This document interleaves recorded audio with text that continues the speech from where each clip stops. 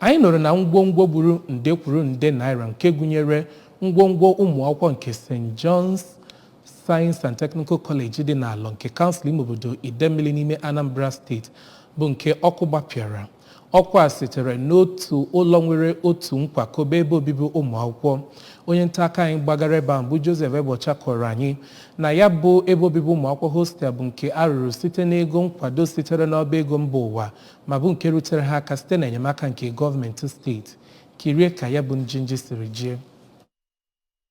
Ka ọ na-akọwapụta ka ya bụ ọkụ ọgbụgba siri malite ka onye isi ya bụ ụlọ akwụkwọ bụ Reverend Father Francis Unegbu nọrọ kọwaa na ka ụmụ akwụkwọ laghachitechara azụ na ya bụ ogige ụlọ akwụkwọ nọ na-abagide amụma mkpocha maka adịmọcha gburugburu n'ụtụtụ Mọnde ka ha nọrọ chọpụta na ọkụ na-agbazi n'elu ụlọ ahụ bụ ebe ụmụ akwụkwọ ji mere ebe obibi ma kọwakwa na ọ bụ mgbe igwe na-enye ọkụ na ya bụ ogige na-arụ ọrụ iji hụ na ha gbochiri ya bụ ọkụ ọgbụgba. Ya bụ onye isi ụlọ akwụkwọ nọrọ kọwaa na ọha mmadụ na ya bụ gburugburu nọrọ bagidezie n'amụma iji aka ha binyụọ anya bụ ọkụ mgbe mbọ niile agbara iji hụ na ndị ọrụ mgbanyụ ọkụ nọ na Ọnịcha, Ogidi na Nnewi bụ nke mara afọ n'ala. Ya bụ onye isi ụlọ akwụkwọ kwupụtakwara n'agbanyeghị na o nwere onye tụfuru ndụ ya na ya bụ ihe ọkụ ọgbụgba, ụmụ akwụkwọ ruru 100 bụ ndị ya bụ ọkụ ọgbụgba metụtara n'otu ụzọ maọbụ nke ọzọ ma kọwakwa na nnyocha izizi emere banyere ya bụ ọkụ ọgbụgba kọwara na ọ bụ eji akụrụngwa zuru oke wee webata ọkụ na ya bụ ogige bụ nke mere ka ya bụ ọkụ ọgbụgba malite na ya bụ ogige.